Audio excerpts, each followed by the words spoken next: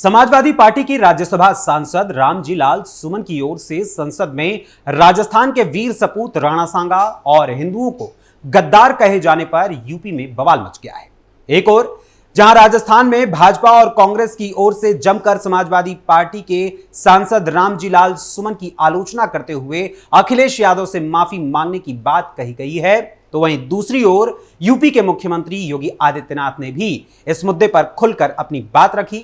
और सिर्फ इतना ही नहीं, बल्कि उन्होंने विदेशी आक्रांताओं को अपना आदर्श मानने वालों पर जमकर हमला भी बोला। लेकिन इसके साथ ही डिप्टी सीएम केशव प्रसाद मौर्य सहित और भी कई नेताओं के बयान भी सामने आए हैं। मगर अखिलेश यादव ने अपने नेता का समर्थन करते हुए भाजपा को इतिहास के पन्ने पलटने से रोकने की चेतावनी दे दी है। आखिर क्या है पूरा माजरा, आपको बताएंगे विस्तार से हमारी आज की स्पेशल स्टोरी में। नमस्कार, वंदे मातरम, कैपिटल टीवी उत्तर प्रदेश देख रहे हैं आप और मैं हूं आपके साथ अखिलेश पांडे।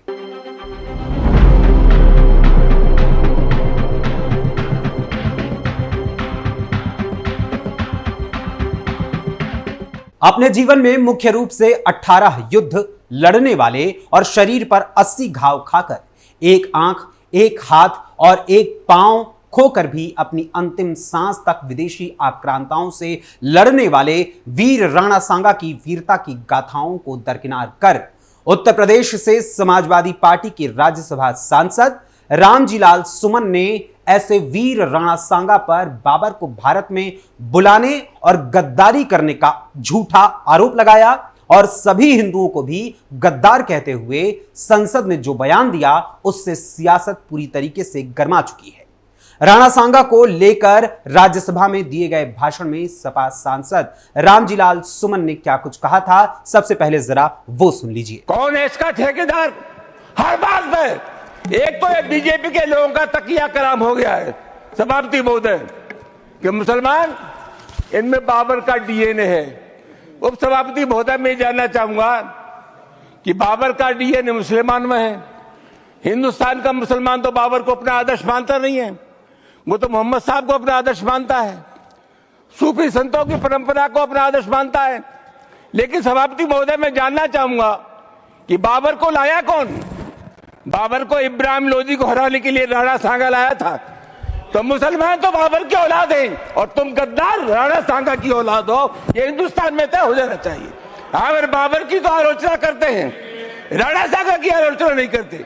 सभापति महोदय, ये बहुत सभापति महोदय, ये देश की एकता का अनुभवी आदमी है, बातचीत में संसदीय मर्यादाओं का ध्यान रखें, संसदीय मर्यादाओं का ध्यान रखें। जो भी चीजें संसदीय मर्यादा के अनुकूल नहीं है, आजादी की लड़ाई में इन्होंने अंग्रेजों की गुलामी की थी। सभापति महोदय, please, your time is over, you please sit. Sapa सांसद रामजी लाल सुमन के इस बयान को लेकर हिंदू संगठनों में भारी आक्रोश नजर आ रहा है। एक ओर विश्व हिंदू परिषद ने रामजी लाल सुमन के बयान को लेकर उनकी संसद सदस्यता रद्द करने की मांग की है, तो वहीं इसके साथ ही उन्होंने जमकर उनकी आलोचना भी की है। और इस मामले पर सपा सांसद को घेरते हुए विश्व हिंदू परिषद के राष्ट्रीय प्रवक्ता विनोद बंसल ने कहा, मुसलमानों के रहनुमा बनते बनते कथित समाजवादी नेता हिंदुओं व मुसलमानों दोनों के ही दुश्मन बन बैठे हैं। हमारे साहसिक इतिहास के महान गौरव राणा सांगा और उनसे प्रेरणा लेने वाले समाज को गद्दार बताकर पार्टी ने न सिर्फ हिंदू समाज का घोर अपमान किया है, अपितु सदन को शर्मसार कर वीरों की जननी राजस्थान पर भी गहरा आघात किया है। भारत के सभी मुसलमानों को बाबर की औलाद बताना भी क्या मुस्लिम समाज का भी घोर अपमान नहीं है? इस पर मुस्लिम संगठनों की चुप्पी अनेक संदेहों को जन्म देती है। विदेशी आक्रांताओं को चाहने वालों को योगी की सख्त चेतावनी। एक तरफ जहां विश्व हिंदू परिषद की ओर से सपा सांसद के बयान पर आपत्ति जताते हुए उनके इस्तीफे की मांग की गई है, तो वहीं दूसरी ओर सीएम योगी आदित्यनाथ ने कानपुर में एक कार्यक्रम में शामिल होते हुए विदेशी आक्रांताओं को अपना आदर्श मानने वालों को सख्त हिदायत दी और साथ ही कहा कि इंडोनेशिया के राष्ट्रपति कहते हैं कि अगर हमारा डीएनए कभी जाना जाएगा, जांचा जाएगा, तो भारतीय निकलेगा। इंडोनेशिया दुनिया का सबसे बड़ा मुस्लिम बाहुल्य देश है और उनका ये बयान भारत के अंदर विदेशी आक्रांताओं को अपना आदर्श मानने वाले लोगों की आंखों को खोलने वाला होना चाहिए। नए भारत के बारे में प्रधानमंत्री मोदी जी के अभियान को और मजबूती के साथ आगे बढ़ाने में हम अपना योगदान दें, इस विश्वास के साथ सरकार अपने महापुरुषों का सम्मान करने, उनके गौरव को पूरी प्रतिबद्धता के साथ आगे बढ़ाने के लिए पूरी कृतज्ञता के साथ कार्य कर रही है, कोई संदेह नहीं। और मैं फिर इस बात को कहता हूं कि महापुरुषों का, देश के स्वाधीनता संग्राम सेनानियों का जो सम्मान नहीं कर सकता, उस व्यक्ति के लिए और उस कौम के लिए कोई जगह नहीं हो सकती, उसके लिए कोई जगह नहीं हो सकती। जो लोग आक्रांता थे, जिन लोगों ने भारत की आस्था पर प्रहार किया, जिन लोगों को भारत और भारतीयता से नफरत थी, जो भारत की बहन बेटियों की इज्जत पे हाथ डालते थे, जिन्होंने भारत की सनातन संस्कृति को रौंदने का कार्य किया था, जो आक्रांता बनकर के भारत की आस्था को कुचल रहे थे, वे भारत के लिए कभी आदर्श नहीं हो सकते, भारत के नागरिकों के लिए कभी आदर्श नहीं हो सकते। जो लोग कभी भी आक्रांताओं को अपना आदर्श मानते हैं, इन्हें तनिक भी अपने अस्तित्व पर, अपने वजूद पर तनिक भी अगर इन्हें अपने वजूद के लिए थोड़ी भी शर्म महसूस होती हो, तो इनको इंडोनेशिया के राष्ट्रपति के द्वारा रिपब्लिक डे परेड के अवसर पर दिए गए बयान का स्मरण करना चाहिए, जब उन्होंने कहा था, एक देश का राष्ट्राध्यक्ष कहता है कि अगर हमारा डीएनए कभी जांचा जाएगा तो भारतीय निकलेगा। इंडोनेशिया दुनिया का सबसे बड़ा मुस्लिम बाहुल्य देश है और उनका यह बयान भारत के अंदर विदेशी आक्रांताओं को अपना आदर्श मानने वाले लोगों की आंखों को खोलने वाला होना चाहिए। मैं विश्वास करता हूं इस बयान के बाद वे लोग भी छत्रपति शिवाजी महाराज, महाराणा प्रताप, गुरु गोविंद सिंह जी महाराज और भारत के इन महान योद्धाओं के बारे में, महान क्रांतिकारियों के बारे में श्रद्धा का भाव रखेंगे और भारत को एक भारत श्रेष्ठ भारत बनाने में अपना योगदान देंगे।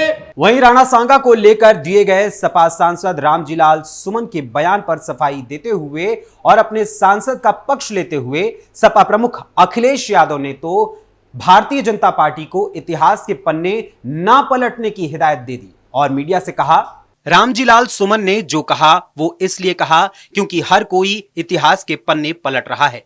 बीजेपी के नेता औरंगजेब के बारे में बहस करना चाहते हैं तो रामजी लाल सुमन ने भी इतिहास का एक पन्ना पलट दिया जहां ऐसा कुछ लिखा हुआ था। हमने 100-200 साल पहले का इतिहास नहीं लिखा। मैं बीजेपी से अनुरोध करता हूं कि वो इतिहास के पन्ने न पलटे, क्योंकि अगर ऐसा हुआ तो लोग ये भी याद रखेंगे कि जब छत्रपति शिवाजी महाराज का तिलक होने वाला था तो किसी ने नहीं किया था। उनका तिलक हाथ से नहीं बल्कि बाएं पैर के अंगूठे से किया गया था। क्या आज बीजेपी इसकी आलोचना करेगी? छत्रपति शिवाजी महाराज का तिलक बाएं पैर के अंगूठे से किया गया था। क्या बीजेपी इसके लिए माफी मांगेगी? सपा प्रमुख अखिलेश यादव के इस बयान पर हमला बोलते हुए उत्तर प्रदेश के उप मुख्यमंत्री केशव प्रसाद मौर्य ने सोशल मीडिया प्लेटफॉर्म एक्स पर एक ट्वीट किया और ट्वीट कर जवाब देते हुए अखिलेश यादव को लिखा, राणा सांगा का अपमान, औरंगजेब का गुणगान, यही है सपा की राजनीति और इनके मुखिया श्री अखिलेश यादव की असली पहचान। देश के महापुरुषों का बार बार अपमान और देश के दुश्मनों का सम्मान करके सपा ने अपने अंत का रास्ता खुद चुन लिया है। अब जनता ब्याज समेत हिसाब चुकता कर सपा को सजा देकर समाप्तवादी पार्टी बनाने का काम करेगी। वहीं यूपी के बाहर भी समाजवादी पार्टी के सांसद रामजीलाल सुमन के बयान को लेकर बवाल मचा हुआ है और अखिलेश यादव की भी कड़ी निंदा की जा रही है। यूपी के बाहर भी समाजवादी पार्टी की हुई आलोचना। दरअसल सपा सांसद रामजी लाल सुमन के बयान को लेकर सबसे ज्यादा बवाल राजस्थान में ही मचा हुआ है। राजस्थान के मुख्यमंत्री भजन लाल शर्मा ने सोशल मीडिया प्लेटफॉर्म एक्स पर ट्वीट करते हुए सपा प्रमुख अखिलेश यादव पर भी हमला बोलते हुए लिखा, शूरवीरों की धरती राजस्थान के लाडले सपूतों ने मातृभूमि की रक्षा के लिए सदा अपना सर्वोच्च बलिदान दिया है। मेवाड़ के महान योद्धा राणा सांगा के बारे में समाजवादी पार्टी के सांसद का निम्न स्तरीय बयान न केवल राजस्थान की 8 करोड़ जनता को बल्कि संपूर्ण देशवासियों को आहत करता है। जिस महान योद्धा ने मुगलों से युद्ध में अपने शरीर पर 80 घाव झेले, उनको गद्दार कहना विपक्षी नेताओं की घटिया मानसिकता को दर्शाता है।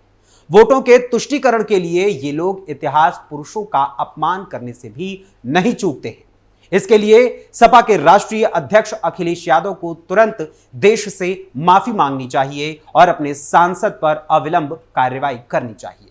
वहीं राजस्थान की डिप्टी सीएम दिया कुमारी ने भी सपा सांसद रामजी लाल सुमन के बयान पर हमला बोलते हुए एक्स पर ट्वीट कर लिखा, वीर शिरोमणि महाराणा सांगा जी जिनके शौर्य की गाथा राजस्थान की मिट्टी के कण कण से सुनाई देती है, जिनकी वीरता की कहानी सुनकर यहां बच्चे बड़े हुए हैं, 80 घाव खाकर भी देश के लिए लड़ने वाले देशभक्त योद्धा के लिए कहा गया गद्दार शब्द न सिर्फ महाराणा सांगा जी और राजस्थान बल्कि देश के शौर्य और बलिदान का भी अपमान है।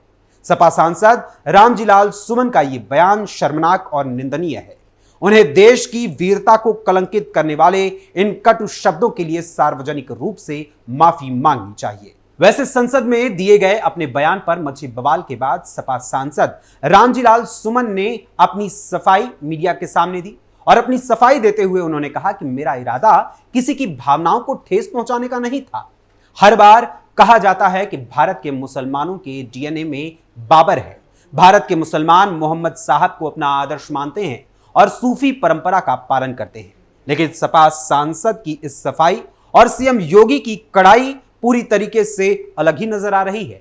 और जहां सीएम योगी आदित्यनाथ अपने कड़े फैसलों की वजह से पूरी तरीके से विपक्ष के लिए एक बड़ा तूफान बने हुए हैं, तो वहीं अखिलेश यादव भी पूरी तरीके से घबराए हुए हैं और सीएम योगी के ऐलान से और उनके एक्शन से पूरी तरीके से अखिलेश यादव हक्का बक्का हो गए हैं।